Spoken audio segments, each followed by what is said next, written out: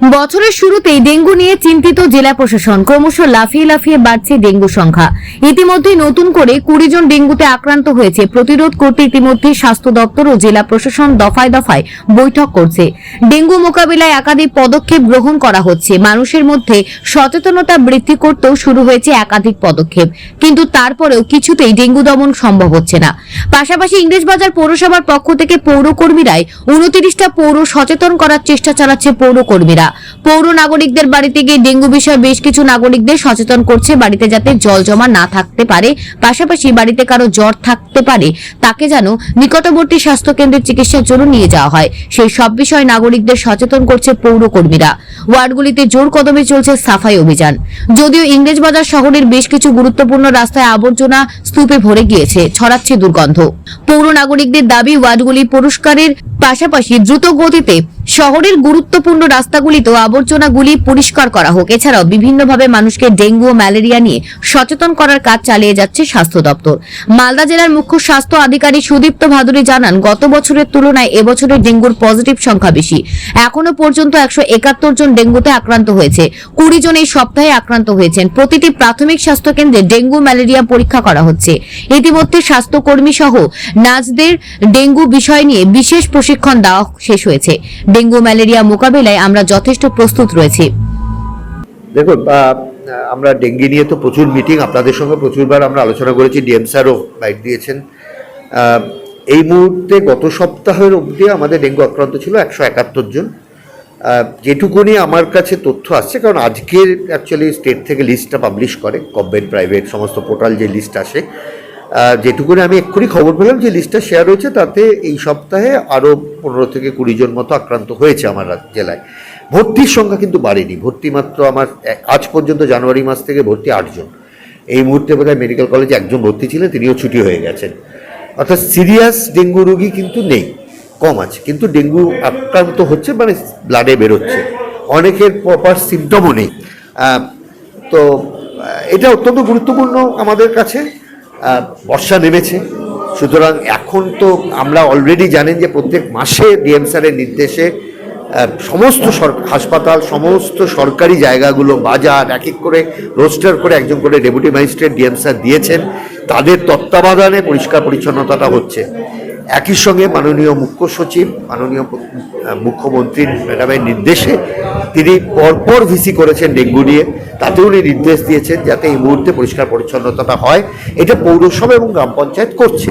স্বাস্থ্য প্রবণতা সবচেয়ে বড় বেশি হচ্ছে আমার ইংলিশ বাজার ব্লক, পৌরসভা না, ইংলিশ বাজার ব্লক, কালিয়াচক 1, 2, 3 এই 4টে ব্লকে।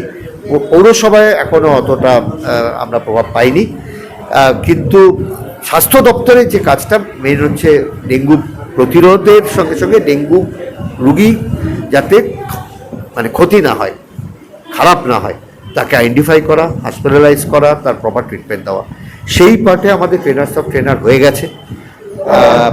এখন প্রত্যেক ব্লক স্তরে, আজকেও চলছে বিভিন্ন ব্লক স্তরে, একদম আশাকর্মী অবধি, ব্লকের সব ডাক্তার, নার্সিং স্টাফ, স্বাস্থ্যকর্মী, আশাকর্মী প্রত্যেককে ডেঙ্গুর সিমটম, তার কমপ্লিকেশন সিমটম, এগুলো নিয়ে তাদের সজাগ করা হচ্ছে, সচেতন করা হচ্ছে, তার ট্রেনিং দেওয়া হচ্ছে, কি করতে হবে সেটা শেখানো হচ্ছে।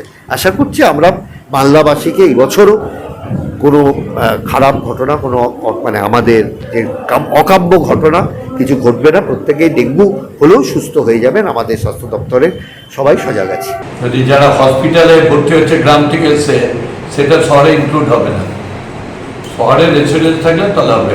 আবার অনেকে মাইগ্রেন্ট হয়ে বাইরে থেকে আসছে, কোথাও লেবারে কাজ করতে গেছে, অমুক হয়ে তারা হচ্ছে ভর্তি করছে, তো শহরের উপর চাপিয়ে দিলে হবে না। এটা আমাদের কাছে সেরকম কোনো তথ্য নেই। একদম আমাদের রাউন্ড দ্য ক্লক চলছে ডেঙ্গুর কাজ। বিষয়টি হচ্ছে এই ডেঙ্গু ম্যালেরিয়াটা প্রতি বছরই মালদা জেলায় এবং ইংলিশ বাজারে হচ্ছে এটা, এবং এটার একমাত্র প্রতিরোধ হচ্ছে এটার অ্যাওয়ারনেস করা এবং আগে থেকে প্রিকশন নেওয়া। তো সেটা পৌরসভাকে করতে হবে, এবং পৌরসভাতে আমরা আমাদের পক্ষ থেকে আমরা বলবো যাতে এইটা আরও বেশি করে করা যায়। কারণ শহরের অনেক রাস্তায় ময়লা পড়ে আছে, জলা জায়গাগুলোতে ডেঙ্গুর মশা, ম্যালেরিয়ার মশা ছড়িয়ে আছে, সেগুলো পরিষ্কার করা হচ্ছে না। বিভিন্ন বাঁধের ধারে, নদীর ধার, সেখানে জঙ্গল হয়ে আছে, জল জমে আছে, যেখানে ডেঙ্গুর লার্ভা বিস্তৃতি লাভ করবে। তো পৌরসভার উচিত আরও বেশি এটাতে ইনিশিয়েটিভ নেওয়া, যাতে এখনই প্রথম থেকেই প্রতিরোধটা করা যায়। প্রিকশন না নিলে এইটাকে কিন্তু এমনভাবে ছড়িয়ে পড়ে একটা মহামারীর আকৃতি নেয় প্রতিবার। তো সেইটা পৌরসভাকে দেখা দরকার এবং পৌরসভার এই ব্যাপারে অনেক বেশি ইনিশিয়েটিভ নেওয়া দরকার। আতঙ্ক তো লাগছে প্রথমত, আর প্রত্যেক বছরই এই বর্ষাকাল আর গরমের শেষের দিকটাতে এই ডেঙ্গুর প্রকোপটা কন্টিনিউ বাড়ছে এবং এটা একটা আতঙ্কের সৃষ্টি করছে।